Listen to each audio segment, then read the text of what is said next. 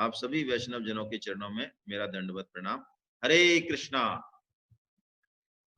तो ज्ञान विज्ञान योग नाम का 7वां अध्याय हम ले रहे हैं और कल 5 श्लोक इस अध्याय के चर्चा हो चुकी है, जिसमें से कि चौथा और 5वां श्लोक, यहां से भगवान ने ज्ञान विज्ञान को अब बताना शुरू किया चौथे 5वें श्लोक से, कि मैं ज्ञान विज्ञान को बताऊंगा और पूरी समग्रता से बताऊंगा। ऐसा बताऊंगा कि कुछ भी और जानने योग्य शेष नहीं रह जाएगा। भगवान पहले अपरा प्रकृति के बारे में भगवान बताते हैं और अपरा प्रकृति के बारे में बताने के बाद 5वें श्लोक में भगवान परा प्रकृति के बारे में बताते हैं। कल अपरा प्रकृति के बारे में भगवान ने कहा, अष्टधा 8 भेदों वाली, भूमि रापो अनल वायु खम मनो बुद्धि रे विचय अहंकारम इतियम में भिन्ना प्रकृति अष्टधा। कल हमने देखा ये श्लोक, और भगवान की पूरी सृष्टि ही बहुत विलक्षण है। ये श्लोक 2 तरीके से यात्रा कर रहा है, स्थूल से सूक्ष्म की तरफ, सबसे पहले पृथ्वी, फिर जल, इस तरह से अग्नि, और कारण से कार्य से कारण की तरफ भी चल रहा है। यानी पृथ्वी का कारण जल है, ऐसे ही मन का कारण बुद्धि, बुद्धि का कारण अहंकार, और अहंकार से भी परे यानी अल्टीमेट अंत में जो मूल कारण है, जो इस संपूर्ण सृष्टि के मूल कारण है, परमपिता परमात्मा, उधर की तरफ ये यात्रा चल रही है।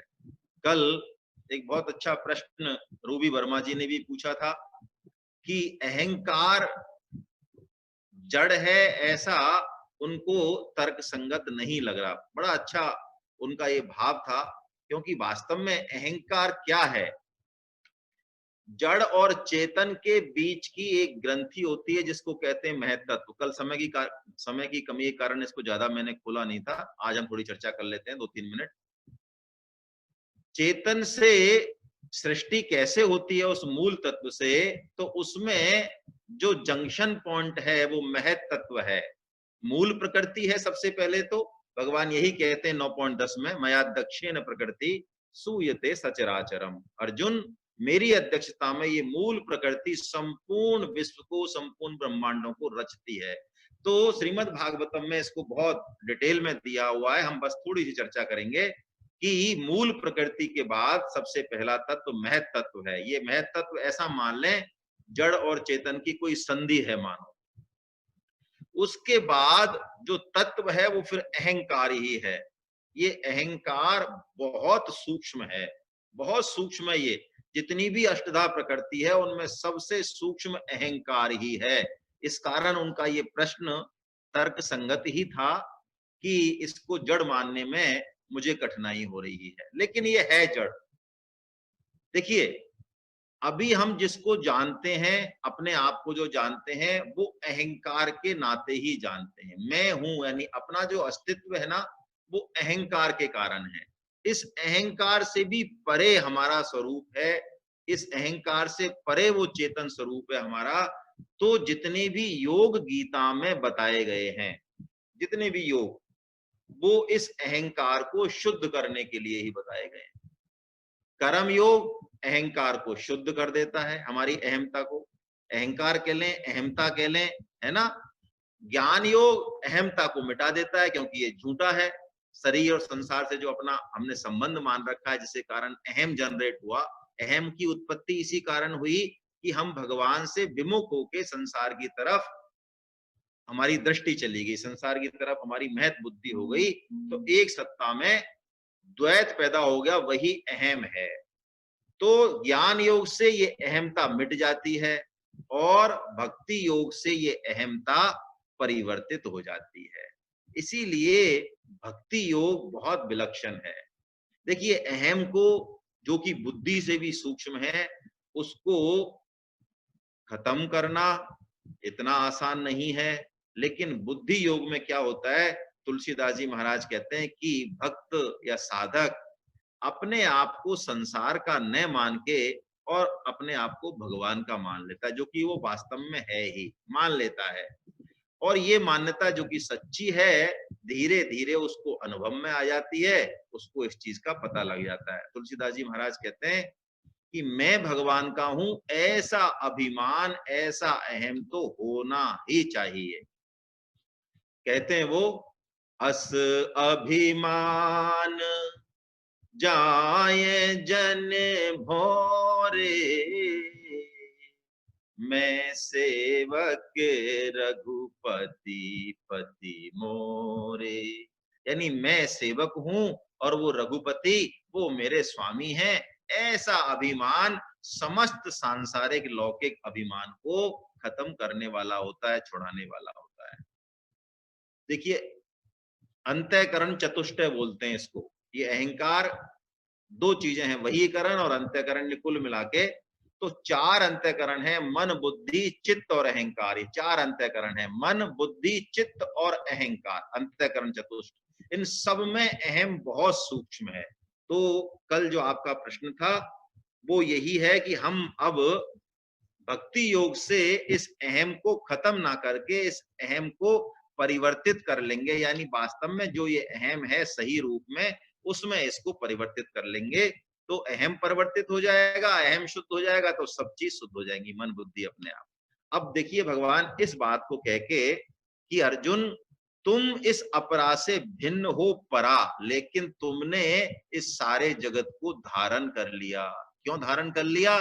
क्योंकि तुमने संसार से संबंध मान लिया, भगवान से तो विमुख हो गए और संसार के सम्मुख हो गए। यही अज्ञान है, यही मूल कारण है हमारे मोह का, यही सारी समस्याओं की जड़ है कि हमने ईमानदारी नहीं बरती। स्वामी जी के शब्दों में कहें तो सारी समस्याओं की जड़ एक भूल हम ठीक कर लें।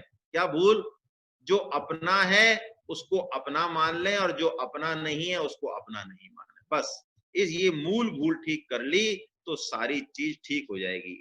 इसी ज्ञान विज्ञान को अब भगवान आगे बढ़ा रहे हैं, है ना, आगे बढ़ा रहे हैं। हम छठवां श्लोक अब ले रहे हैं, है ना, छठवां श्लोक हम पढ़ते हैं, उस पर चर्चा करेंगे थोड़ी सी। एतद्दोनीनि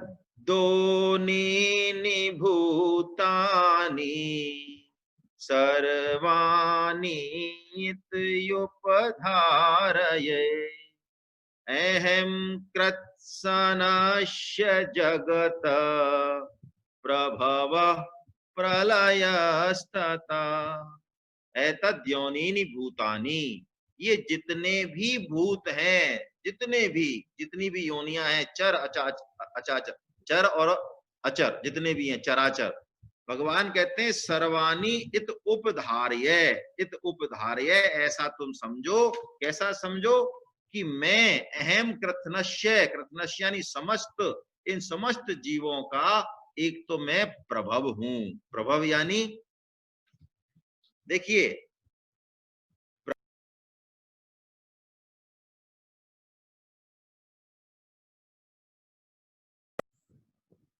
प्रभव और प्रलय दोनों ज्ञान है। भगवान इस बात को पुनः बता रहे हैं। प्रभव कहते हैं, हम समझें प्रभव और प्रलय में क्या अंतर है। कि जैसे कुम्हार बर्तन बनाता है या सुनार आभूषण बनाता है, तो उपकरण भी चाहिए उसको, मिट्टी भी चाहिए और खुद कुम्हार भी चाहिए, तो निमित्त कारण कुम्हार हुआ। ऐसे ही इस संसार के निमित्त कारण भगवान है। तो प्रभव, प्रभव यानी उत्पन्न करने वाले भगवान है, और प्रलय उपादान कारण, यानी जो पदार्थ चाहिए जिसको बनाने के लिए, जैसे मिट्टी चाहिए, सोना चाहिए आभूषण बनाने के लिए, तो भगवान कह रहे हैं वो भी मैं ही हूं, उपादान कारण भी मैं ही हूं, निमित्तो उपादान कारण मैं ही हूं। देखिए बहुत विलक्षण बात है ये, लौक बहुत विलक्षण है। ज्ञान विज्ञान अब भगवत कृपा से ये 7.12 तक चलेगा भगवान की विभूतियों से। तो ये बहुत विलक्षण श्लोक हैं, भगवत कृपा से समझ में हमारे आए थोड़े बहुत। तो जैसे कि लौकिक जगत में कुम्हार, चाक और मिट्टी, ये तीनों अलग अलग हैं, लेकिन भगवान की जो ये सृष्टि है, एक ही सत्ता है वहां ये अलग अलग नहीं है। मिट्टी भी भगवान है, बनाने वाले भी भगवान हैं, और बनने वाले भी भगवान हैं। और जगत के रूप में भगवान वास्तव में कोई परिणित नहीं हुए हैं। जगत रूप में, जगत क्योंकि भगवान का असत रूप है। असत यानी जगत को कहते हैं ना गच्छति इति जगता, जो जा रहा है, जो पकड़ में है ही नहीं, जिसको हम पकड़ ही नहीं सकते, जो जा रहा है लगातार।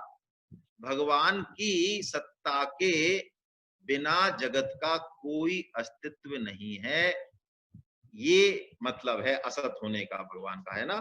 तो अब हम इसमें एक तो ये बात समझें कि ये पूरी यात्रा भगवान पूरी प्रकृति में छुपे हुए हैं, कण कण में छुपे हुए हैं। ये बात कल भी हमारी हुई थी कि जितनी भी वेस्टर्न खोजें आजकल हो रही हैं, वैज्ञानिक खोजें हो रही हैं, वेस्टर्न या बड़ी से बड़ी, वो सब यही बात कह रही हैं कि जैसे ही हम पदार्थ और क्रिया के पीछे जाते हैं, हमें ऐसा लगता है कि कोई बहुत बड़ी शक्ति, कोई बहुत बड़ा नियामक, कोई बहुत बड़ा कंट्रोलर इस सब सिस्टम को चला रहा है। हर एक पदार्थ के पीछे पीछे पीछे इलेक्ट्रॉन, प्रोटॉन और उसके भी पीछे जाते हैं, तो ऐसा लगता है इस सारे सिस्टम को, हमारा चाहे नर्वस सिस्टम हो, चाहे मनोविज्ञान हो, सारे भावों को, सारी क्रियाओं को, सारे पदार्थों को कोई न कोई एक शक्ति है जो कंट्रोल कर रही है। आज ये वैज्ञानिक मान रहे हैं, आज से नहीं 50 साल से मान रहे हैं, उनका पहले की सोच बिल्कुल चेंज हो चुकी है। मॉन्ट्रियल में न्यूरोलॉजिकल इंस्टीट्यूट है, उन्होंने ये बात पब्लिश की अपने उसमें, उसमें ये कहा, उन्होंने बड़े स्पष्ट रूप से कहा कि एक सेल में ही इतनी क्रियाएं होती है, जो एक सेल है उसमें ही इतनी क्रियाएं होती हैं कि जैसे भाभा एटॉमिक रिसर्च सेंटर में जितनी क्रियाएं होती होंगी, जितने सारे वैज्ञानिक मिलकर क्रियाएं करते हैं, हमारे एक सेल में उससे ज्यादा क्रियाएं होती हैं। और ऐसे करोड़ों अरबों सेल हैं, करोड़ों अरबों सेल है। इससे भी विलक्षण हमारा मस्तिष्क, उसमें कितने 10 करोड़ न्यूरॉन, 10 करोड़ झिल्ली, उसके अंतर संबंध। कहने का मतलब कैसे ये जगत काम कर रहा है, कैसे इसके पीछे वो विलक्षण शक्ति काम कर रही है, वो बुद्धि के पकड़ में आने वाला नहीं है। इसीलिए कहा जाता है कि हम भगवत तत्व को, भगवान को या भगवान की वाणी को बुद्धि से नहीं पकड़ सकते। इसीलिए भक्ति योग सरल है कि अपना अहम, अपनी बुद्धि, इन सबको भगवान को समर्पित कर दें। वो प्रभु समझाना चाहेंगे जितना समझा देंगे। देखिए, मैं एक छोटा सा प्रकरण आपको प्रस्तुत कर रहा हूं। श्री गोसाई विठल नाथ जी, जो कि गोकुल में नवनीत प्रियाजी ठाकुर उनके भगवान के अवतारी हुए, एक तरीके से कारक पुरुष हैं। अष्ट छाप के कवि उनके यहाँ रहते थे, जिनमें सूरदास जी प्रमुख हैं। तो चीत स्वामी जी भी एक अष्ट छाप के कवि हुए, मथुरा के चतुर्वेदी ब्राह्मण थे। तो ये भी अवतार है भगवान श्री कृष्ण के, सुबल सखा के। तो थोड़े से सुबल सखा क्या है, थोड़े हष्ट पुष्ट थे, वीर थे, दबते नहीं थे। तो ये भी बहुत साहसी और वीर थे, आराम से किसी की बात मानते नहीं थे। तो इनको कहते थे गुंडा पंडा, मजाक में। चीत स्वामी जी को मथुरा में चतुर्वेदी ब्राह्मण थे, तो गुंडा पंडा कहते थे इनको। क्यों कहते थे गुंडा पंडा? कि मथुरा में जो यजमान आते थे, या तो वो राजी बाजी भेंट दे दें, है ना, इनकी दान दक्षिणा दे दें, या तो दे दें तो ठीक है, और नहीं देते तो ये जबरदस्ती भी ले लेते थे उनसे। तो गुंडा पंडा के नाम से विख्यात थे। ऐसे इनके 4-5 दोस्त थे, सब इसी तरह के थे। तो विठल गोसाई जी की जब इन्होंने बड़ी बड़ाई सुनी, बड़ी कीर्ति सुनी कि भगवान के दर्शन होते हैं, ये होते हैं, वो होते हैं, तो इन्होंने सोचा कि कोई जादू टोना जानते हैं, वो जो कोई जाता है वहां उनका शिष्य बन जाता है, चकाचक वहां पे माल बनते हैं बढ़िया। तो किसी दिन हम चलेंगे तो विठल गोसाई जी की पोल खोल के रख देंगे। तो एक दिन क्या हुआ, 4 दोस्तों को लेके चीत स्वामी जी विठल गोसाई जी के पास गए।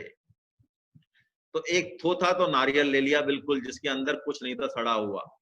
और एक खोटा सिक्का ले लिया उन्होंने, वो भेंट देने के लिए ले लिया। और चारों दोस्तों को बाहर खड़ा कर दिया और ये कहा कि जरा मैं हो जाता हूं अंदर, है ना, फिर आना तुम पीछे से। तो जैसे ही वो गए, तो जगमोहन में यानी मंदिर के बाहर गोसाई जी महाराज स्वाध्याय कर रहे थे। उनको देखते ही, ऐसी दिव्य मूर्ति, उनको देखते ही चीत स्वामी जी महाराज की बुद्धि और चित्त मानो शुद्ध हो गया। उनके मन में आया, अरे ऐसे दिव्य तपोधन को, ऐसे वृद्ध आदमी को मैं क्या ये चालबाजी करने आया हूं। तो वो जाते ही उनको साष्टांग दंडवत प्रणाम की उन्होंने। तो गोसाई जी ने कहा, अरे छीत स्वामी जी, कैसे आना हुआ, कुशल से तो हो। बड़े अच्छे से गोसाई जी उनसे बोले। तो छीत स्वामी जी इतना कहते ही तो उनका सारा चित्त निर्मल हो गया और कहने लगे, महाराज मैं तो गलत भाव से आपके पास आया हूँ और मुझे तो आप अपना दास बना लीजिए। मैं साष्टांग दंडवत दी उन्होंने। तो उन्होंने कहा, अरे आप तो मथुरा के चतुर्वेदी ब्राह्मण हो, मुझे क्यों नमस्कार करते हो, आप तो खुद ही ब्राह्मण देव हो। तो उन्होंने कहा, नहीं महाराज, मुझे अपना दास बना लें, मुझे शरण में ले लें।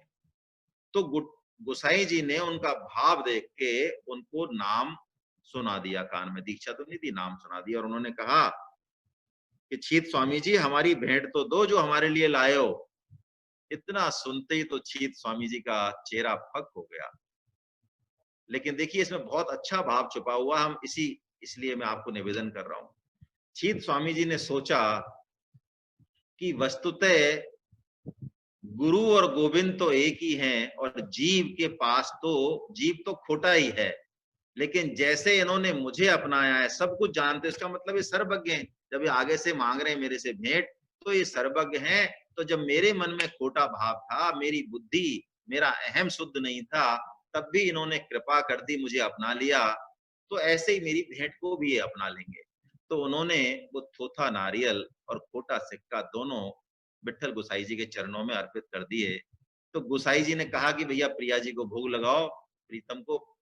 तो वो उस गोले को जब फोड़ा गया तो इतनी बढ़िया गिरी उसमें से निकली, इतनी बढ़िया ठाकुर जी को भोग लगाया गया।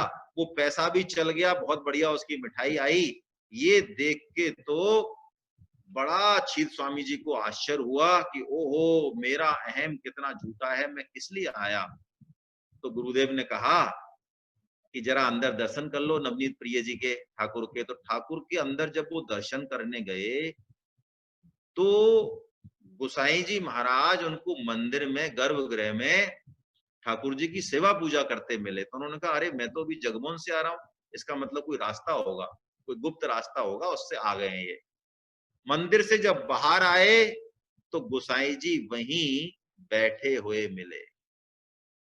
गोसाई जी ने उनसे कहा, आज आप रुकिए, कल गोवर्धन जाना, वहां पे भी आप दोनों टाइम दर्शन करना। तो गोवर्धन जी में भी दर्शन किए और बड़े आश्चर्य में पड़ गए कि गोवर्धन जी की मंगला आरती और राजभोग आरती दोनों उन्होंने आरती देखी। दोनों में गोसाई जी ठाकुर जी के बगल में दिखे। उनसे पूछा लोगों से, तो उन्होंने कहा, अरे आप तो गोकुल से आ रहे हो, गोसाई जी तो वही है, गोसाई जी तो यहाँ है ही नहीं। ऐसा देख के उनका पूर्ण समर्पण जो है, उनकी जो अहम थोता अहम था, अहम और बुद्धि का पूर्ण समर्पण गोसाई जी के प्रति हो गया।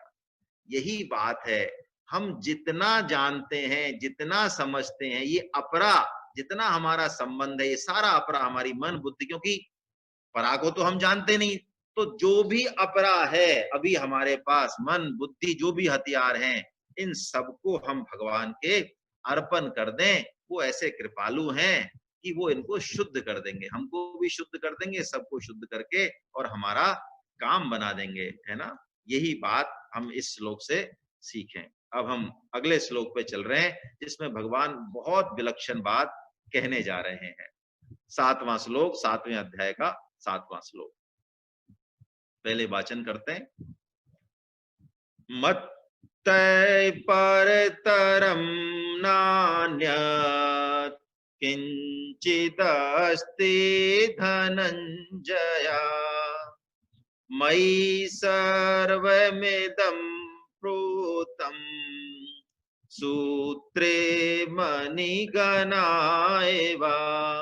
हे धनंजय, मुझसे भिन्न दूसरा कोई भी परम कारण नहीं है।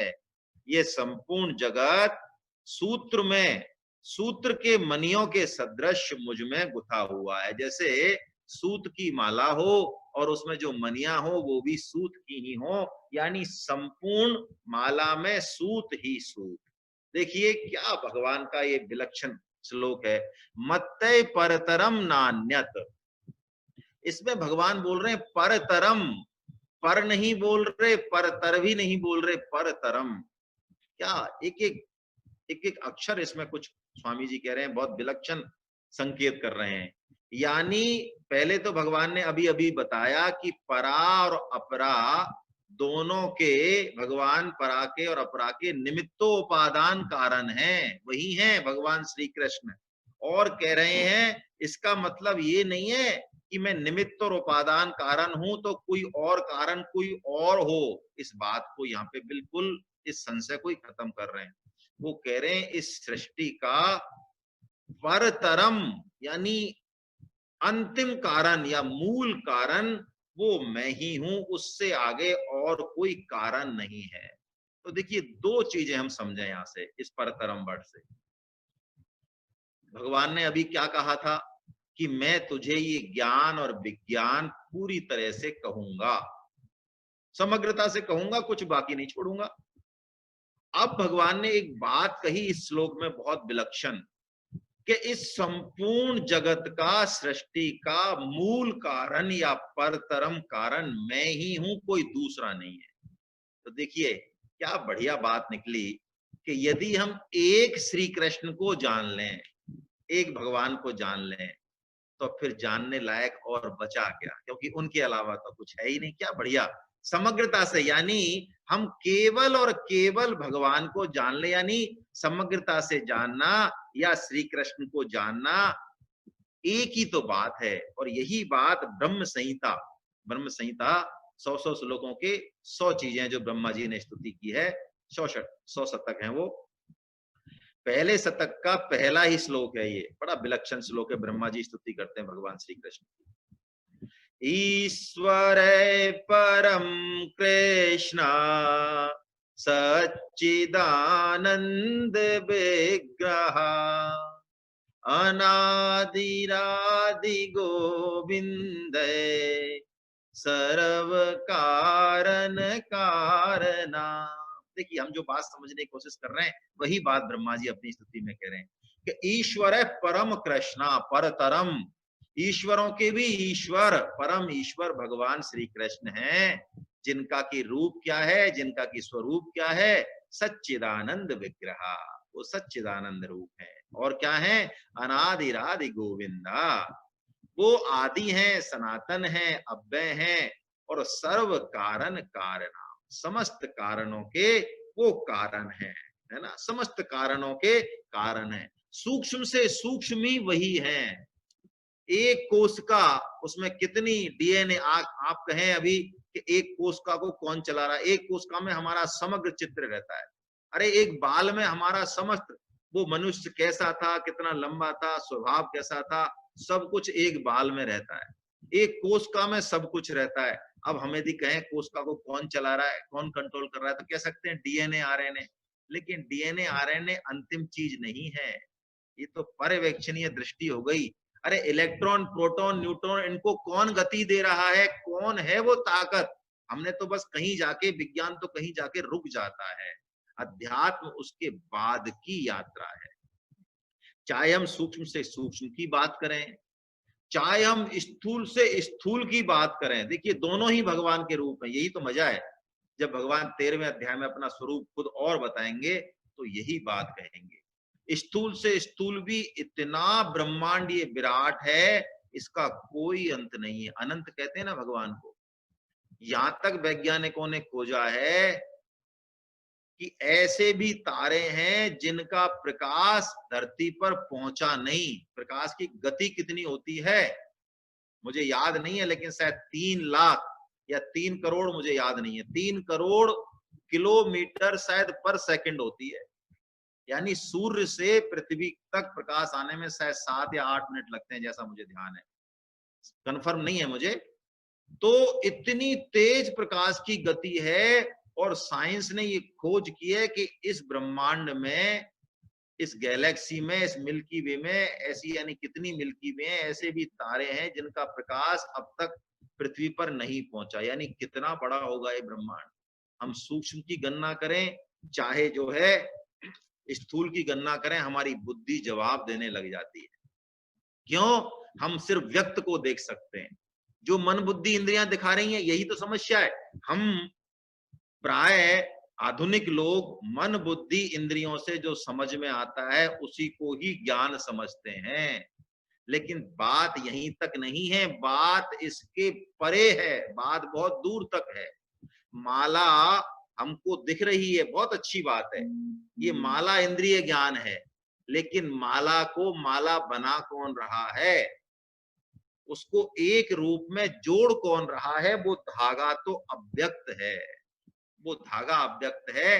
तो ये व्यक्त और अव्यक्त दोनों ही वही हैं सब कुछ। भगवान यहाँ पे जो कहना चाह रहे हैं, मत्तय परतरम न अन्यत किंचिदस्ति धनंजया, अर्जुन मेरे अलावा और कुछ भी नहीं है। जितने भी रूप हैं, राम कृष्ण नरसिंह, जितने भी रूप हैं, सब मैं ही हूं, परा अपरा सब मैं ही हूं, यज्ञ कर्म कर्ता संहर्ता साक्षी भोक्ता शिव विष्णु ब्रह्मा सूर्य शक्ति ओम। अरे जितने भी रूप, जितने पशु पक्षी सृष्टि के जितने भी रूप हम माने, भगवान सब हैं, सृष्टि के समस्त रूपों में वही हैं। जो इस बात को जानता है, भगवान कहते हैं वही ज्ञानी है। जो नहीं जानता, भगवान आगे उसको इसी अध्याय में कहेंगे कि वो मूढ़ है, मूढ़ है, वो मूर्ख है। तो यही बात भगवान यहाँ पे कहना चाह रहे हैं। श्लोक बहुत विलक्षण है कि अर्जुन मेरे अलावा मन बुद्धि इंद्रियां जहां भी तेरी जा रही हैं, ये सारा संसार मुझ में ही ओत प्रोत है। देखिए, एक रामायण से एक प्रसंग लेते हैं तो कुछ शायद समझ में आए बात और अच्छे से। खरदूषण भगवान से युद्ध करने आते हैं, जब पंचवटी पे होते हैं भगवान, जो कि उसकी नाक काट दी है, क्या नाम है उसका, है ना। तो खरदूषण आते हैं, तो वो बड़े मायावी होते हैं, अपनी सेना लेके आते हैं। तो उनकी माया से भगवान श्री राम मुस्कुरा रहे हैं। क्या है? मही परत, सुनिए आप जरा, ये अलग छंद में है ये। मही परत उठी भट भिरत मरत न, करत माया अति घनी। मही परत उठी भट भिरत, यानी राक्षस भिड़ रहे हैं, मरत ना, मरते नहीं है, करत न माया अति घनी। सुर उड़त 14 सहस प्रेत, बिलो की एक अबध धनी। भगवान श्री राम अवधेश अकेले खड़े हैं और इतने सारे राक्षस, उनकी माया है। तो ऊपर जो देवता हैं वो बड़े भयभीत हो रहे हैं कि क्या होगा। सुर मुनि सभै प्रभु देख माया नाथ, अति कौतुक करो। भगवान ने देवताओं को भयभीत देख के एक कौतुक किया। क्या कौतुक किया? वो मायावती, ये तो माया के पति हैं, वो तो मायावी हैं, लेकिन ये माया के पत्नी। क्या कौतुक किया कि सबके रूप भगवान रूप हो गए, वो सभी राक्षस। तो राक्षसों ने सोचा, जो भी राक्षस लड़ रहे थे आपस में, कि अरे ये तो राम मेरे सामने रहा, तो राम राम बोलते जाएं, राम को मारते जाएं। तो देखें ही परस्पर राम करि संग्राम, रिपुदल लर मर्यो। तो राम राम कही तनु तजही, और पावही पद निर्वाण।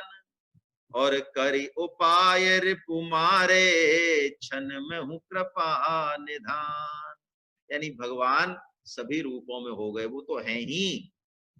राक्षस रूप में भी भगवान का रूप झलक गया, तो सारे राक्षस एक दूसरे को राम राम राम राम, राम को मारो ऐसे कहते हुए सारे राक्षस खत्म हो गए। भगवान को कुछ करना ही नहीं पड़ा, और सारे राक्षसों को भगवान ने अपने धाम भेज दिया। कैसे करुणा निधान है। क्यों?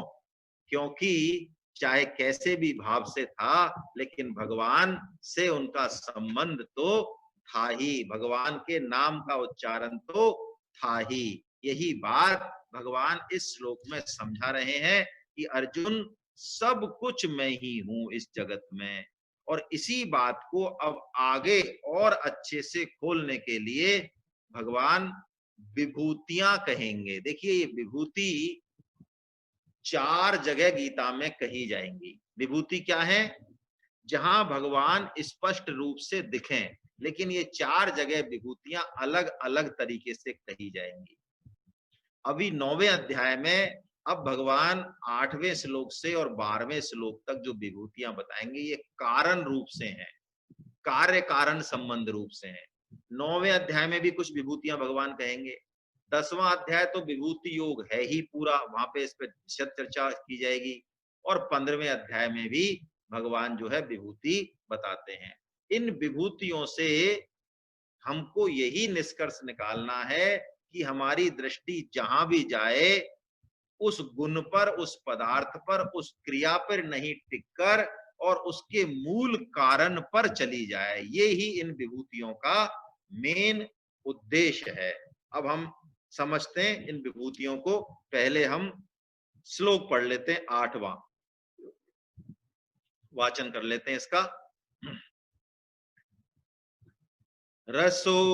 रसोहमप्सु कौन्तेय प्रभास्मि शशि सूर्ययो प्रणवै सर्ववेदेषु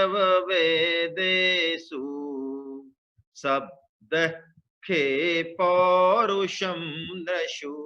हे अर्जुन, जल में मैं रस हूं, चंद्रमा और सूर्य में मैं प्रकाश हूं, और वेदों में मैं ओंकार हूं, आकाश में मैं शब्द हूं, और पुरुषों में मैं पुरुषत्व हूं। देखिए, अब भगवान ने पहले तो कह दिया कि सब कुछ मैं ही हूं, फिर भी इस बात को बुद्धि इतना ग्रहण नहीं कर पाती है।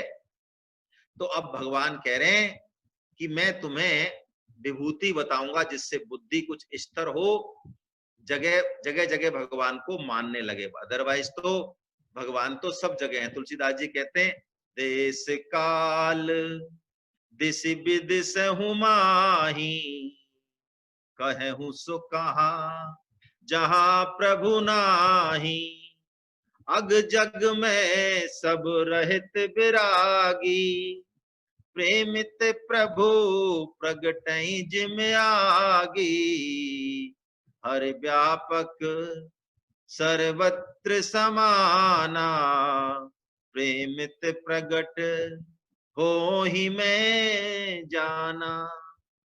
तो भगवान तो सर्वत्र हैं, लेकिन हमें इसका अनुभव हो, इस तरफ भगवान हमको लेके चल रहे हैं, है ना। तो पहले हम समझें कि ये कारण भगवान बताते हैं, रसो है मपसु कौनते, अर्जुन जल में रस में हूं। देखिए, 5 महाभूतों के कारण बताएंगे भगवान यहाँ अलग अलग 2 श्लोकों में। हम देख लें अभी एक एक करके, सबका नाम लेंगे भगवान यहाँ, 5 महाभूतों का आगे पीछे करके सबका नाम लेंगे, है ना। भगवान कह रहे हैं जल में रस में हूं, और शशि और सूर्य यानी सूर्य और चंद्रमा में जो प्रभा है ना, जो प्रकाश है, वो भी मैं हूं। देखिए, प्रभा और आगे भगवान तेज भी कहेंगे, ये दोनों ही रूप के गुण हैं, रूप है ना, रूप तन्मात्रा। तो कह रहे हैं भगवान जल में रस में हूं, और सूर्य और चंद्रमा में प्रभावी में हूं, और प्रणवः सर्व वेदेषु। देखिए, प्रणव कहते हैं ओंकार को, ओंकार से त्रिपदा गायत्री बनी, है ना। गायत्री मंत्र बहुत विलक्षण है, और त्रिपदा गायत्री से वेद त्रयी बनी। तो कहने का मतलब वेदों का जो सार है और वेदों का मूल भी भगवान कहते हैं वो ओंकार, वो भी मैं ही हूं। और क्या कह रहे हैं, शब्द खे, शब्द यानी कि आकाश का जो कारण है, आकाश इसका कारण है शब्द, भगवान कह रहे हैं वो भी मैं ही हूं। और कह रहे हैं पौरुषम नशु, पुरुषों में जो पुरुषत्व है वो मैं ही हूं। देखिए, समझें इस बात को हम, 5 महाभूत ये प्रकट हैं, इनके कारण 5 तन्मात्रा हैं, शब्द स्पर्श रूप रस गंध। तन्मात्रा कह दें 5 महाभूतों का कारण, वो तन्मात्रा है ना। आपको अभी लाइट चली गई है तो कोई बात नहीं, आप जो है थोड़ा सा धैर्य धारण करें, क्योंकि तो 5 तन्मात्रा है, इसके पीछे 5 तन्मात्राओं से ये 5 महाभूत प्रकट होते हैं, ठीक है ना। और 5 विषय हैं इन 5 महाभूतों के, इनके ज्ञानेंद्रियों के, वो भी शब्द स्पर्श रूप रस गंध हैं। तो यहाँ पे भगवान इनके कारण बता दिए भगवान ने, 5 महाभूतों के एक आगे बताएंगे। और भगवान कह रहे हैं अर्जुन कि पुरुषत्व भी मैं ही हूं, पुरुषत्व जो है ना वो भी मैं ही हूं, है ना। अब देखिए पुरुषत्व है क्या, वस्तुतः मनुष्य की शकल होना, मनुष्य जन्म लेना, ये ही पुरुषत्व नहीं है। असली पुरुषार्थ क्या है, इस बात को हम थोड़ा सा समझें अच्छे से। और ये एक ऐसी बात तुलसीदास जी महाराज ने बताई है कि इससे हमें संपूर्ण जीवन दर्शन मिलता है, संपूर्ण जीवन का लक्ष्य मिलता है। तुलसीदास जी महाराज कह रहे हैं, सिया राम स्वरूप अगाध अनूप, बिलोचन मीनन को जल है। यानी आंख को देखने का तो सिर्फ एक ही है, क्या, कि भगवान के रूपों का हम दर्शन करें। सिया राम स्वरूप अगाध अनूप, वो इतना सुंदर है, वो इतना अगाध है। बिलोचन मीनन को जल हो, जैसे जल के बिना मछली नहीं रहती, ऐसे ही हमारी आंखों को हमेशा भगवत दर्शन करना चाहिए, क्योंकि जगत भी तो भगवान का ही रूप है। श्रुति राम कथा मुख राम को नाम, ये पुनि राम ही को थल है। और कानों से क्या करना चाहिए, राम की कथा, भगवान के ही गुण लीला का श्रवण करना चाहिए। और मुख से राम को नाम, और हृदय में भी किसको रखना चाहिए, भाव भी भगवान का ही होना चाहिए। और विलक्षण बात कह रहे हैं, मति राम ही सो, गति राम ही सो, रति राम सो राम ही को बल है। बहुत विलक्षण बात। मति राम ही सो यानी बुद्धि हमारी भगवान में ही लगी रहे, गति राम ही सो, हमारे जीवन का लक्ष्य भी तो भगवान ही हो, रति राम सो, और हमारा प्रेम भी जगत से ना हो, जगत रूपी भगवान से हो, वो तो अलग बात है, लेकिन जगत से ना हो के रति राम सो राम ही को बल है। और हमारा पुरुषार्थ, हमारा आश्रय भी भगवान ही हो। और कह रहे हैं तुलसीदास जी, सबकी न कहे तुलसी के मते, इतनो जग जीवन को फल है। तो ये पुरुषार्थ मनुष्य में मनुष्यत्व यही कि उसकी मन बुद्धि इंद्रियां, उसका लक्ष्य एक केवल श्री भगवान श्री राम में हो जाए, भगवान परमात्म प्राप्ति हो जाए। तो मतलब है यही पुरुषार्थ है कि हम जो करने आए हैं यहाँ पे वो हम कर लें, यही मनुष्यपना है। जो नित्य प्राप्त परमात्म तत्व है वो हमें अनुभव में आ जाए, है ना। अब भगवान अगला श्लोक कह रहे हैं, अगले श्लोक में ले रहे हैं, अगला श्लोक का वाचन कर लेते हैं हम। पुण्यो गंध पृथिव्याम च, तेजश्चास्मि विभावसो, जीवनम सर्वभूतेषु, तपश्चास्मि तपस्विषु। मैं पृथ्वी में पवित्र गंध हूं, अग्नि में तेज हूं, संपूर्ण भूतों में उनका जीवन हूं, और तपस्वियों में तप हूं। भगवान बता रहे हैं कि पृथ्वी पहले बता दिए ना, अब 5, पृथ्वी में गंध में हूं, है ना। और प्राण भी भगवान है, देखिए वायु प्राण रूप से, आगे भी बताएंगे भगवान प्राण रूप से भी भगवान ही है। और क्या कह रहे हैं भगवान, पुण्यो गंधो पृथिव्याम में तेजश्च अस्मि विभावसो, यानी अग्नि का जो तेज है वो भी मैं ही हूं।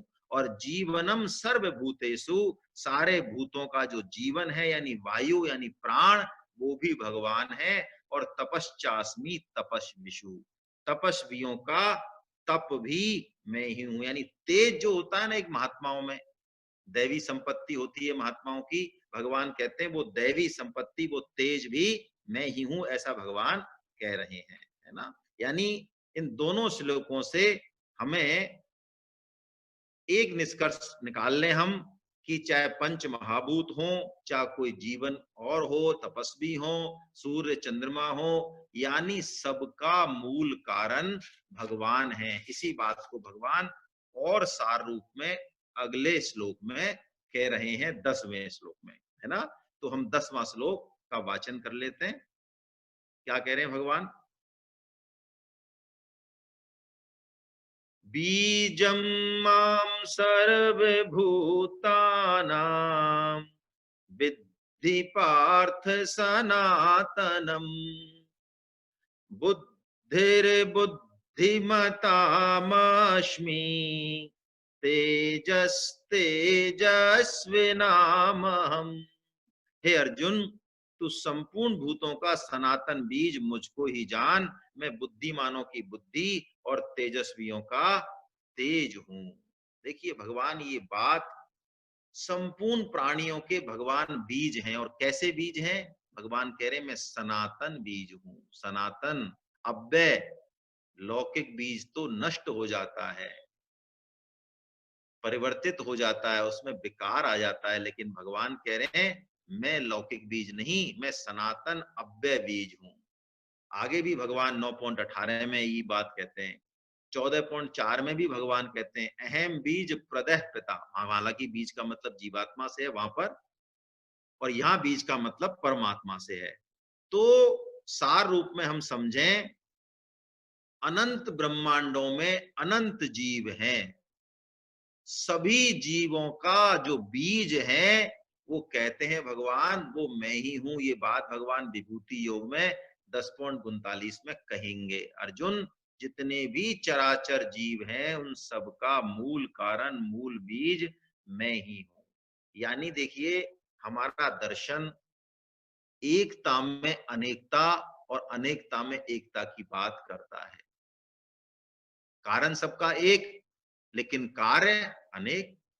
और अनेक भी इतना विलक्षण है, देखिए, कि उस अनेकता में इतनी विविधता है कि बिना भगवान के बताए, बिना सदगुरु की कृपा के, बिना भगवत कृपा के हमारी बुद्धि उसमें भ्रमित हो जाती है। इतनी विविधता है। कैसे? आप थोड़े से मैं उदाहरण दूं आपको। हम सब, कितनी पॉपुलेशन है आज विश्व में? शायद 600-700 करोड़ से ज्यादा होगी। 700 करोड़ लोगों में किसी भी दो आदमियों की शक्ल नहीं मिलती। जबकि ऐसा नहीं है कि भगवान के पास कोई ऑप्शन हो कि नाक की जगह कान लगा दें, कान की जगह नाक लगा दें। ऐसा ऑप्शन है क्या? जहां नाक लगेगी वहां नाक लगेगी, कान लगना वहां कान लगेगा, फिर भी शकल नहीं मिलती। अरे शकल तो छोड़ो, हाथों की रेखाएं नहीं मिलती। हाथों की रेखाएं तो छोड़ो, अंगूठे की रेखाएं नहीं मिलती। पहले अंगूठा लगाते थे ना, इसी कारण। और तो और, हाँ, जहां बड़े बड़े लोगों के पैसे रखें, स्विस बैंक का नाम सुनते हैं ना अपन, जहां कहते हैं पूरी विश्व की संपत्ति रखी हुई है सभी बड़े बड़े लोगों की, तो उस स्विस बैंक में पासवर्ड क्या है आपको पता है? वहां आंख का जो ये रेटिना होता है ना, आंख का, कहते हैं ये आंख का रेटिना, वहां पासवर्ड होता है आपके आंख का रेटिना। और ये रेटिना कभी भी दो आदमियों का मिल नहीं सकता। हमारे शास्त्रों में आया मनुष्यों की 4 लाख जातियां हैं, पशु पक्षियों की 20 लाख, पेड़ों की 30 लाख। कहने का मतलब संपूर्ण सृष्टि के जो बीज हैं वो भगवान ही है। पहले भगवान ने तीसरे अध्याय में भी ये बात कही थी, आप थोड़ा सा याद करें, जहां भगवान ने कहा था 3.14 और 15 में, अर्जुन, मैं, अन्न से सब प्राणी पैदा होते हैं, लेकिन अन्न किससे होता है? वृष्टि से। वर्षा में और वृष्टि में फर्क है। और वृष्टि किससे होती है? यज्ञ से। यानी, और यज्ञ किससे होता है? कर्तव्य पालन से। और कर्तव्य पालन को बताते हैं वेद, और वेद आते हैं ब्रह्म से, परमात्मा से। तो बात वही हो गई। यानी संपूर्ण प्राणी अन्न से ही प्रकट होते हैं। तो अब परमात्मा से ही प्रकट होते हैं। अब इस चीज को हम समझें कैसे, कि संसार को प्राय कहा जाता है असत, और यहाँ पे भगवान कहते हैं कि संपूर्ण प्राणी, संपूर्ण सृष्टि मेरे से ही प्रकट है। तो देखिए, एक बड़ी अच्छी बात, एक रामकृष्ण परमहंस जी इस गुत्थी को बड़े सरल तरीके से सुलझाते हैं। वो कहते हैं, स्वामी जी महाराज भी यही कहते हैं, जब तक संसार प्रतीत हो रहा है, भास रहा है, जब तक संसार में राग है, तब तक हम संसार की सेवा करें। यानी कांटा जब निकालना होता है, तो कांटा निकालने के लिए, मान लो हम जंगल में हैं, घर में नहीं है, तो कांटा निकालने के लिए एक दूसरे कांटे की जरूरत पड़ती है। और जब वो दूसरा कांटा उस कांटे से निकल जाए तो क्या करते हैं हम? फिर हम दोनों कांटों को ही फेंक देते हैं। तो भगवान जो यहाँ बता रहे हैं ना, परा अपरा, विद्या अविद्या, अविद्या को दूर करने के लिए विद्या की जरूरत है, लेकिन परमात्म तत्व तो विद्या से भी परे है। उस तो अविद्या जब निकल जाए, अविद्या जब दूर हो जाए, तो विद्या विद्या दोनों को ही हम फेंक सकते हैं। बाकी इस संसार में मूल में एक परमात्मा ही है। हम इस बात को अच्छे से समझ लें, इस बात को अच्छे से समझ लें। इसके अलावा संसार में परमात्मा को केंद्र में नहीं रख के यदि हमने संसार में आनंद लिया, तो संसार दुखदाई हो जाएगा। सूरदास जी का एक भजन है जो इस चीज को थोड़ा स्पष्ट करता है। मैं आपको ये भजन लेना चाह रहा हूं। मैं तो हे अब जान्यो संसार, तो हे अब मैं जान्यो संसार, बांध न सकहीं मोह हरि के बल, प्रकट कपट आगार, और देखत ही कमनीय कछु नाहिन, पुन किए विचार। मैं तो है अब जान्यो संसार, यानी हे संसार, तेरा जो कपट है, ये माया है, मुझ पर नहीं चलेगी। क्यों? क्योंकि मुझको हरि का बल है, भगवान का बल है। ज्यों कदली तरु मध्य निहारत, केले का पेड़ देखा है, उससे तुलना कर रहे हैं। ज्यों कदली तरु मध्य निहारत, कबहु न निसरे सार, और जन्म अनेक लिए मैं पुनि पुनि, फिरत न पायो पार। मैं तो है अब जान्यो संसार, संसार सार दिख रहा है, इसमें सार है नहीं। ये भजन कह रहा है जैसे केले के छिलके को छीलते जाओ, उसको केले के उसके पेड़ को, कदली को मध्य से, तो छिलके ही छिलके उतरते जाते हैं और अंत में कुछ भी नहीं हाथ आता। ऐसे ही जो है ये संसार है। सहित सहाय तहां बसी अब जही, हृदय नंद कुमार, और तासों करत चातुरी जो नहीं, जाने मरम तुम्हार। मैं तो है अब जान्यो संसार, तेरी चतुराई हे माया, हे संसार, तेरी चतुराई उससे चलाना जिसके हृदय में नंद कुमार नहीं हो, जिसके हृदय में भगवान नहीं हो। मैंने तो अपने हृदय में भगवान को बिठा लिया है। अब मेरी दृष्टि सत पर रहेगी। संसार चाहे असत हो, लेकिन अब मुझे समझ में आ गया है कि संसार के मूल कारण तो श्री ठाकुर जी हैं। ये मेरे को समझ में आ गया है। जैसे कि किसान से यदि पूछा जाए, किसान गेहूं की फसल करता है, किसान से ये पूछा जाए कि अभी गेहूं लगा नहीं है, बिल्कुल बालियां हैं, अभी बाली बाली गेहूं नहीं आया, कच्चा कच्चा पौधा है अभी। अच्छा भैया किसकी फसल है? तो किसान क्या कहता है? गेहूं की फसल है। यानी किसान को ये पता है कि इस फसल से पहले भी गेहूं ही बोया था और इस फसल में अंत में भी गेहूं ही निकलेगा, तो बीच में क्या होगा? गेहूं ही होगा। बस ये इस संसार को देखने का तरीका है। और ये बात हमारे, देखिए सिद्धों को तो, संतों को तो ये बात दिखती है। हमें ये बात समझने में परेशानी आती है, हमें दिक्कत आती है। मलुकदास जी का नाम सुना है आपने? कितने अच्छे संत हुए हैं। मलुकदास जी की भी गुरुदेव थे श्री देव मुरारी दास जी। आप सुनना, यहीं से संबंधित है।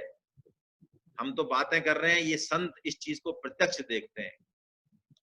तो देव मुरारी दास जी ने एक बार प्रयाग में कुंभ लगा प्रयागराज में, तो उनकी इच्छा हुई कि समस्त जितने भी साधु संत हैं चाहे किसी संप्रदाय के, उन सबका भंडारा करते हैं। अब इतने आप सोचो कितना बड़ा भंडारा होगा, कितना बड़ा भंडारा होगा, समस्त देश का भंडारा। पर भगवान सहारा होते हैं, कर दिया उन्होंने भंडारा। तो भंडारे की जब खबर मिली कि गुरुदेव भंडारा करना चाह रहे हैं, प्रयाग से 20 कोस दूर है कड़ा गांव में ये मलुकदास जी रहते हैं, कड़ा गांव के हैं ये। मलुकदास जी महाराज के मन में ये संकल्प आया कि हमारे पास यदि कुछ होता तो हम भी गुरुदेव को कुछ भेजते, हमारे यहाँ भेंट हो जाता सदगुरुदेव को। बताइए, हम कुछ नहीं भेज पा रहे, हमारे पास कुछ है ही नहीं। अब संकल्प हुआ मन में, इतने में ही उनका एक धनिक शिष्य आता है, एक सेठ आता है, और मोहरों से भरा एक तोड़ा दे जाता है उनको, है ना, मोहरों से भरा। तो अब मलुकदास जी क्या करते हैं कि मोहरों से भरे उस तोड़े को लेके और गंगा जी पे चले जाते हैं, और गंगा जी में उस तोड़े को अर्पण कर देते हैं कि हे गंगा मैया, अब मैं तो आज जाने का मेरा आज प्लान नहीं है, तो मैं 20 कोस तक कहाँ लेके जाऊंगा इस भजन को। तो हे गंगा मैया, मेरे गुरुदेव प्रयाग में कुंभ मेला कर रहे हैं, तो उनको ये तोड़ा, ये मोहरों से भरा तोड़ा, सोने की मोहरों से भरा तोड़ा दे देना। गंगा मैया से प्रार्थना कर दी, तो पहुंचा होगा कि नहीं पहुंचा होगा? ज्यादा पुरानी बात थोड़ी है ये। तो देव मुरारी दास जी स्नान कर रहे थे गंगा में, स्नान कर रहे थे, वो तोड़ा उनके पैर में लगा जाके, तो उन्होंने झटक दिया कि भाई कोई जीव जंतु होगा।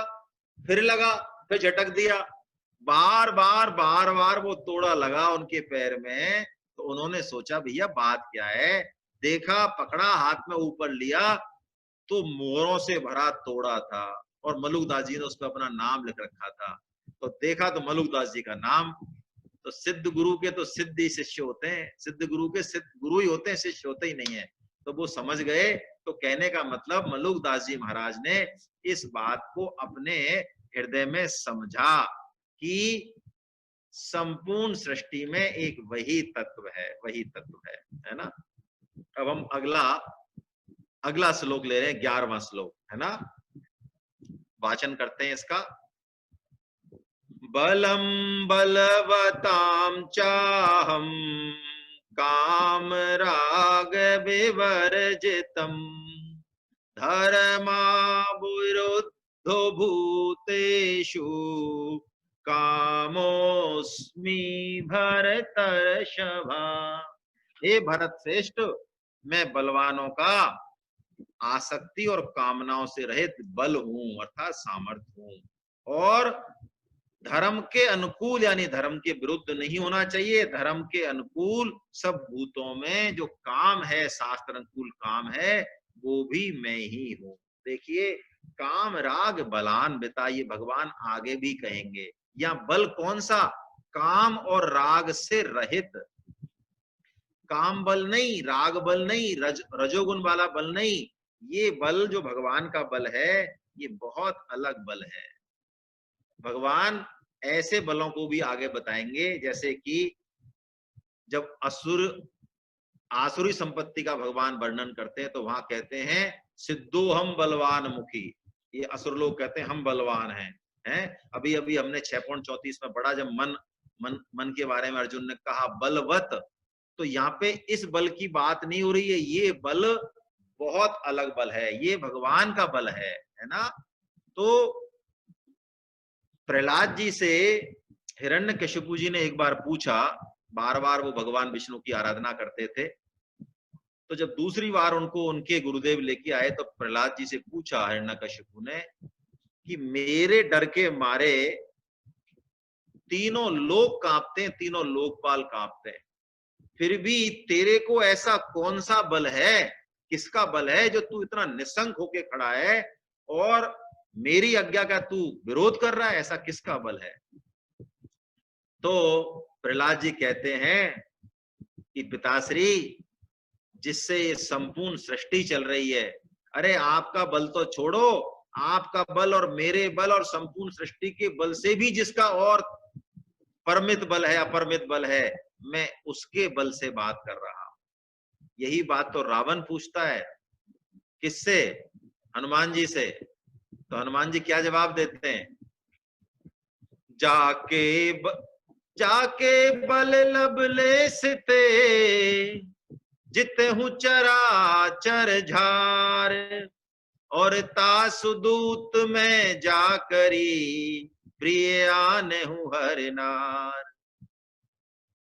जाबल शीस धरत सहसानन, अंडकोश समेत गिरि कानन, जाके बल बिरंच हरि ईसा, पालत सृजत हरत दस सीसा, सुन रावण ब्रह्मांड निकाया, पाय जा सुबल बिरचत माया।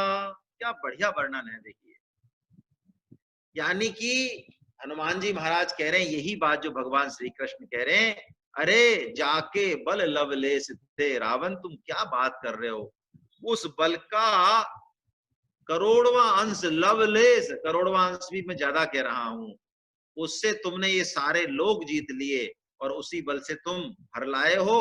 उन्हीं का दूत हूं मैं, जिसके बल से ये पृथ्वी टिकी हुई है, ये सारे ब्रह्मांड जिसके बल से, ये पर्वत, ये सब जहां टिके हुए हैं, और जिसके दम से, जिसके बल से ब्रह्मा विष्णु और महेश सृष्टि का पालन और संहार करते हैं, मैं उस बल की बात कर रहा हूं। तो भगवान भी उसी बल की बात कर रहे हैं। श्रीमद् भागवतम में ऐसे कई प्रकरण आते हैं जहां बताया जाता है कि दिग्बलम क्षत्रिय बलम ब्रह्म तेजो बलम बलम, असली बल परमात्मा का ही है। आप जब भगवत गीता का हम पहला अध्याय कर रहे थे, तब दुर्योधन ये कहता है कि हमारी सेना बहुत बड़ी है, फिर भी वो जीतने में अपर्याप्त है। उसका हृदय विदीर्ण हो जाता है। क्यों? क्योंकि उसका जो बल है वो कच्चा है, जबकि पांडवों का बल सच्चा है। इस बल की बात हो रही है। अब देखिए दूसरी बात, भगवान कह रहे हैं धर्मा वृद्धो भूतेषु कामो अस्मि भरतर्षभा। यहाँ पे थोड़ा सा इसको हम समझने की कोशिश करते हैं कि भगवान ने काम को अपना रूप बताया। अरे चारों पुरुषार्थ ही भगवान के रूप है।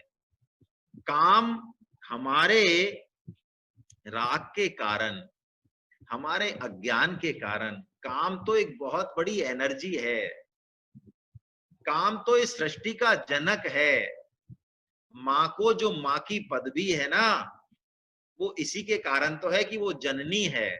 पुरुष को भी इसी के कारण है। पुरुष पुरुष नहीं कहा जाएगा यदि उसमें, और माँ स्त्री स्त्री भी नहीं कही जाए शास्त्रों के हिसाब से, यदि उनमें ये काम नहीं हो, प्रजनन शक्ति नहीं हो, वो नपुंसक होता है।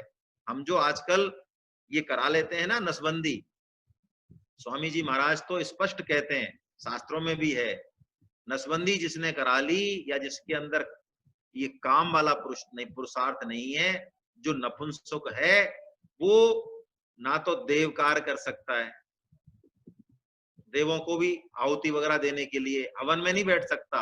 अरे और तो चले क्या, श्राद्ध और तर्पण के भी वो योग्य नहीं होता, उसका कनेक्शन कट जाता है, ऐसा मान लो, अकाउंट खत्म। तो ये काम शक्ति जो है ना, यहाँ पे भगवान बता रहे हैं, लेकिन होनी चाहिए धर्म के विरुद्ध, अविरुद्ध नहीं हो, यानी धर्म के अनुकूल हो, शास्त्र के अनुकूल हो। तो भगवान कहते हैं ये चार पुरुषार्थों में, हमारा जो दर्शन है इस पे हमने पहले चर्चा खूब की है दूसरे अध्याय में, इसलिए मैं ज्यादा यहाँ पे नहीं लूंगा। चार पुरुषार्थ होते हैं, धर्म, अर्थ, काम और मोक्ष। तो काम को हमारे दर्शनों ने पुरुषार्थ में गिनती की है, निंदा नहीं की। क्यों? अंततः यही काम और यही अर्थ, इसको छोड़ नहीं सकते हम। यही अर्थ और यही काम हमें, यदि ये धर्म के अनुकूल हो, शास्त्र के अनुकूल हो, तो हमें परमात्म प्राप्ति कराने वाले हैं। और वस्तुतः काम है क्या? काम भगवान से जो हमारा प्रेम है ना, उसका विकृत रूप है। प्रेम और काम आपस में विकृत है, विकृत रूप हो गया तो काम हो गया, ये शुद्ध हो जाए, काम भगवान के प्रति हो जाए तो यही काम प्रेम में बदल जाता है।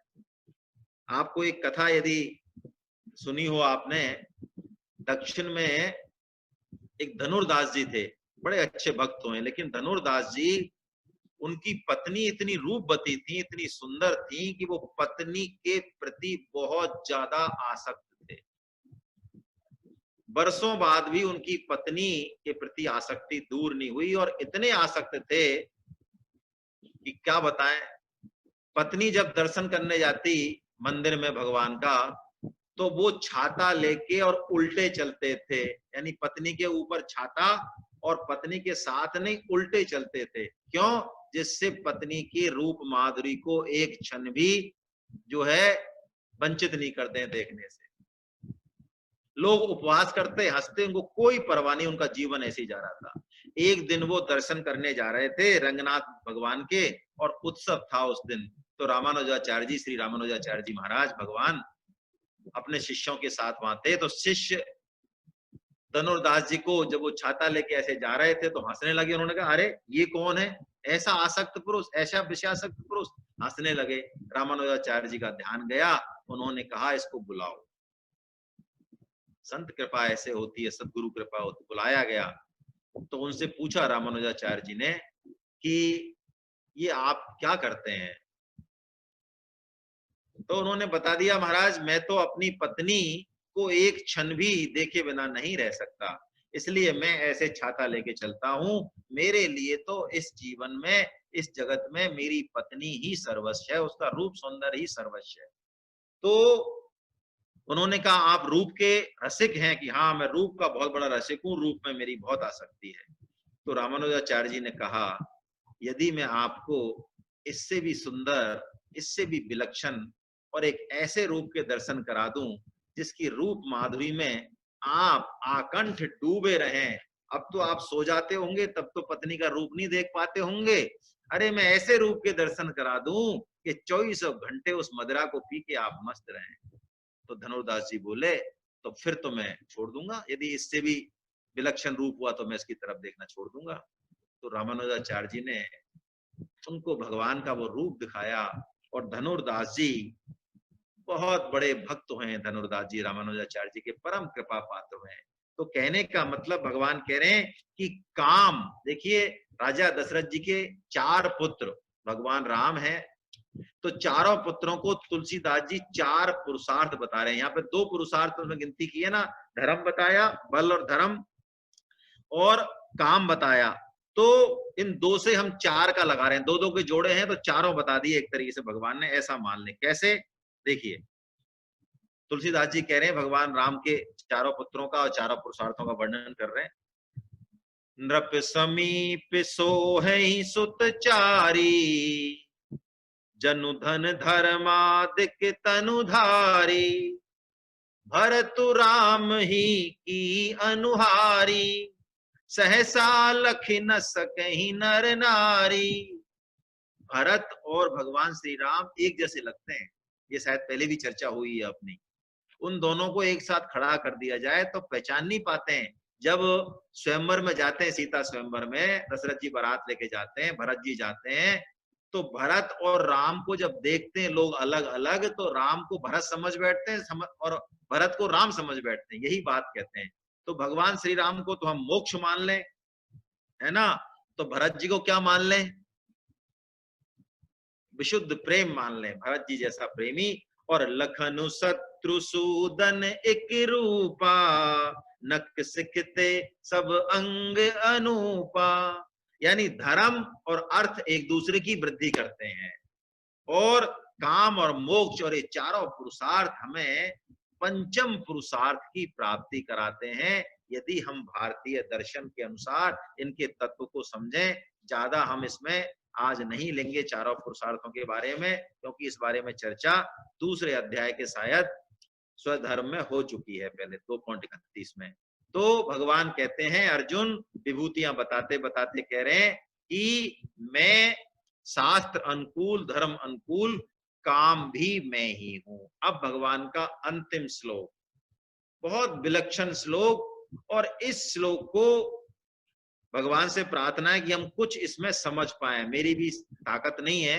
ये बहुत विलक्षण श्लोक है और इसकी चर्चा तो हम कल ही करेंगे, सिर्फ वाचन कर लेते हैं और अर्थ पढ़ लेते हैं बस। चर्चा तो कल ही हो पाएगी, क्योंकि ये श्लोक अपने आप में बहुत समय, इसको 10 से 15 मिनट तो कम से कम इस श्लोक को चाहिए समझने के लिए। थोड़ा कंफ्यूजिंग भी है, पढ़ लेते हैं बस। ये चैव सात्विका भावा राजसास्तामसाश्च ये मत्त एवेति तान् विद्धि नैत्वहं तेषु ते मयि।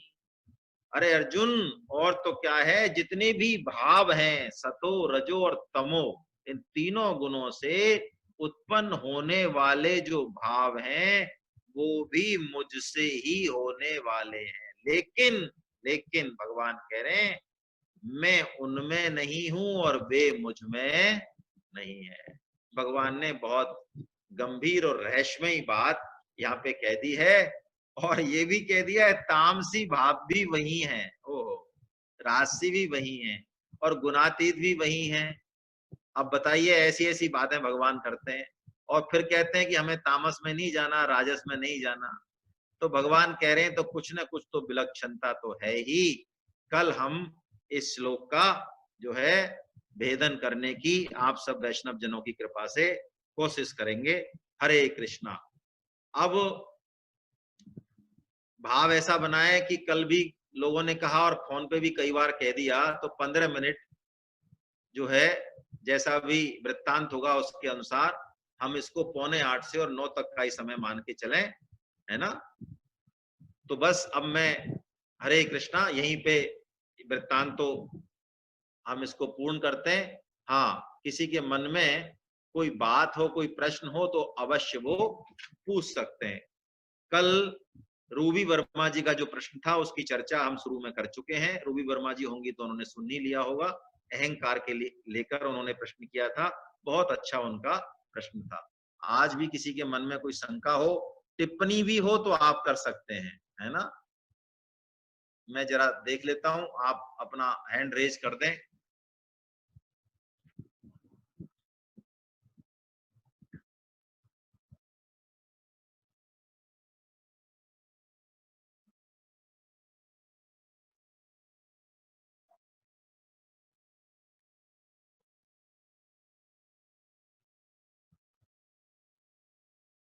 प्रश्न नहीं पूछना किसी को, फिर तो श्लोक ही ले लेते एक। मैं समझ रहा था 5 मिनट प्रश्न के रख लेते हैं। कोई प्रश्न से क्या है आपके मन में, मुझे नहीं पता चलता कि कई बार एक विषय पर ज्यादा चर्चा हो जाती है, कोई इंपॉर्टेंट विषय छूट भी जाता है। प्रश्न में यदि प्रश्न हो जाएगा तो उस पर चर्चा हो सकती है, लेकिन कोई जरूरी नहीं है। होता यही है गीता में कि जैसे जैसे गीता के भावों में हम चलते जाते हैं, प्रश्न जो है वो खत्म होते जाते हैं। हरे कृष्णा। कल भी क्लास हम लेने वाले हैं, कल इसी समय क्लास होगी, और संडे को भी जो भागवतम क्लास होगी वो 7:30 से और 9 o'clock तक होगी, यानी 1.5 घंटे की करेंगे उसको, 7:30 से 9 o'clock। कल गीता की क्लास इसी समय होगी, है ना। हरे कृष्णा। हरे कृष्णा। गोविंद जय जय गोपाल, जय जय गोविंद, जय जय गोपाल, जय जय राधा रमन हरि गोविंद, जय जय राधा रमन हरि गोविंद, जय जय गोविंद, जय जय गोपाल, जय जय गोविंद, जय जय गोपाल, जय जय राधा रमन हरि गोविंद, राधा रमन हरि जय जय। नाम संकीर्तनम यस्य नाम संकीर्तनं यस्य सर्व पाप प्रणाशनम सर्वपापप्रणाशनम् प्रणामो दुःख समनस्तं नमामि हरिं परम। प्रणामो दुःखशमनस्तं नमामि हरिं परम्। बोलो वृंदावन बिहारी लाल की जय। जय बोलो बांके बिहारी लाल की जय। बोलो राधा गोविंद देव सरकार की जय। जय तो आज के आनंद की जय। जय। हरे कृष्णा।